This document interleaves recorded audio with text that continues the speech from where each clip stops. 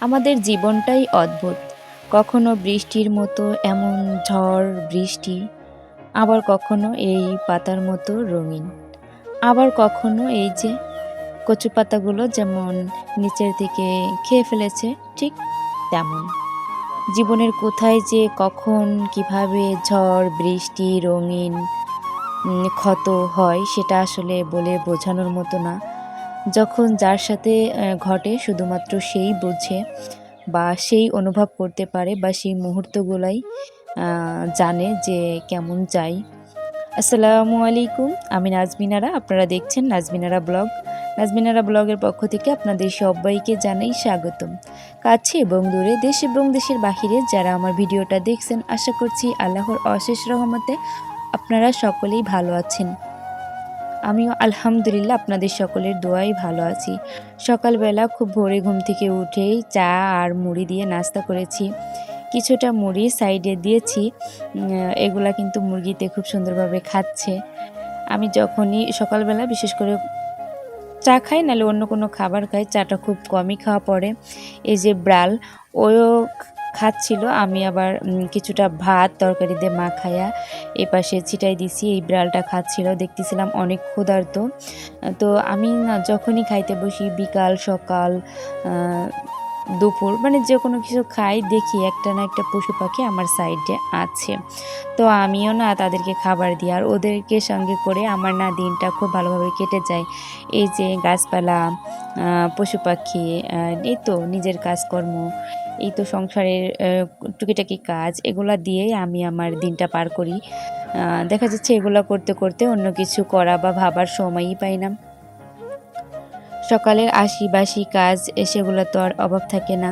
সকাল হলেই শুরু হয় যুদ্ধ।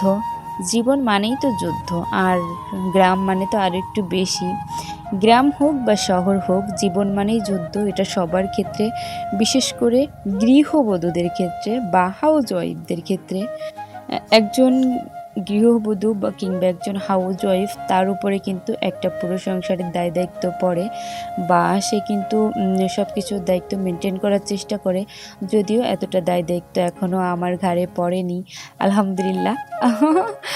এখনও কিন্তু আছি, একটু ফ্রিডম আছি, এখনও এতটা টেনশন নিতে হয় না।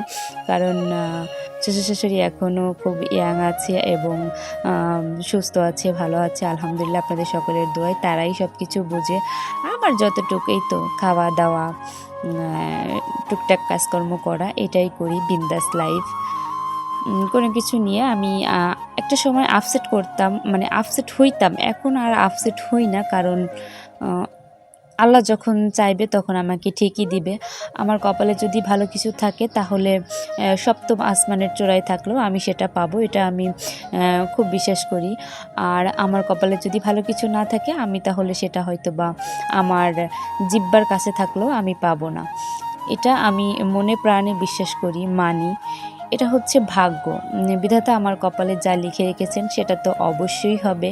তো আমি চিন্তা করে কি করব বলেন তো? আমি কোনো চিন্তা করি না, আমি জাস্ট বিন্দাস থাকি, একদম বিন্দাস। এই তো টুকটাক কাজ করি, রান্নাবাড়া করি, আপনাদের সঙ্গে ভিডিও শেয়ার করি। এই যে সকালবেলা নাস্তা করেছি, মুরগিরে কিছু মুড়ি দিয়েছি, এরপরে কিন্তু বিড়ালরেও খাবার দিছি, ওইও খাবার খাচ্ছিল, ওর সাথে কিছুক্ষণ ও খাবার খাচ্ছিল, আমি ভিডিও ক্লিপ নিচ্ছিলাম। এতে করে দেখা যাচ্ছে আমার এখানে বসেই 2-1 ঘন্টা সময় কেটে গেছে। এরপরে এই যে তুলসীতলা, মানে তুলসী গাছের এই সাইডটাতে আসছি, এখানে কিছু গাছ রাখছি। এই গাছগুলো না আমার প্রাণ। এই গাছগুলোর সাথে আমি সব সময় কথা বলি। এই যে এক একটা গাছ, সবজি গাছ, ফুলের গাছ, ফলের গাছ, ঔষধি গাছ, এই গাছগুলো আমার বেশ ভালো লাগে। এই যে হাঁস মুরগি, এদের সাথে এই যে আশেপাশে দিয়ে হাঁটাহাঁটি করি, আর ওদের ভিডিও ক্লিপ নিই, ওরা কি করে সেটা দেখি, ওদের দিকে আমার বেশ ভালো মনোযোগ থাকে। আমি ওই দিকে ফোকাস দিই, আমি মানুষের দিকে খুব কম ফোকাস দিই। অন্যদিকে এত বড় ক্ষতি হবে আসলে বুঝতে পারি নাই। এই গাছগুলো না বেশ সুন্দর ছিল, আর এতটা ভালো লাগতো দেখতে, তরতাজা একদম, বৃষ্টির পরে যখন একদম সতেজ হয়ে থাকে। তবে ইঁদুর মামা খুব সুন্দরভাবে নিচের থেকে কেটে দেছে, যা আর বেঁচে থাকা সম্ভব না ওদের, কেটে কেটে ফালাই রাখছে। আমি সেগুলো তুলে এনে যতটুকু ওরা চাবাই খাইছে এরপরে আমি বেশি করে কেটে ফেলে দিয়েছি আর পাতাগুলো রেখে দিয়েছি যে ওগুলো রান্না করব। আর এদিকে জালে ধরা মাছগুলো আমি বেশি করে পেঁয়াজ, মরিচ এবং তেল, লবণ, হলুদ দিয়ে ভালো করে জাল করে নিয়েছি। এভাবে জাল করে আমার মা রান্না করে, আর এই রান্নাটা আমার ভীষণ পছন্দ। ভাত আমার অলরেডি রান্না শেষ, আর এইদিকে আমি রান্না করব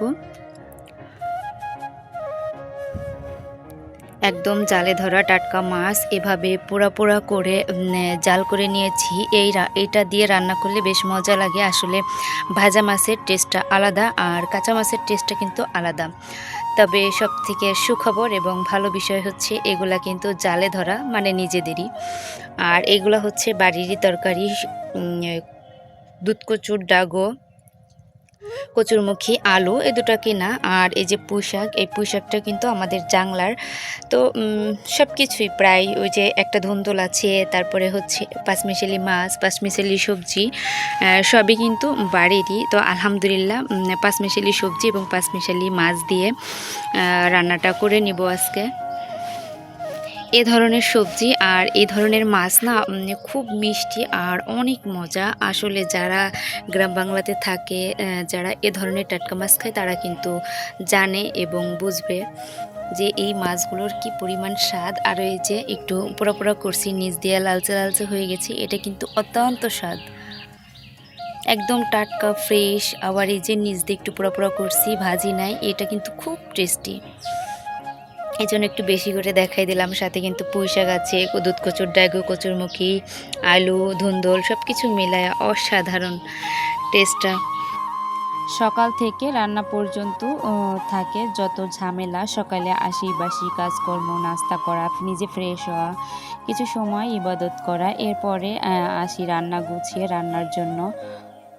রান্নাটা আমি অলরেডি অর্ধেক করেছি, আর এইটুকু বাকি আছে, শুধু এতটুকু করলেই হয়ে যায়।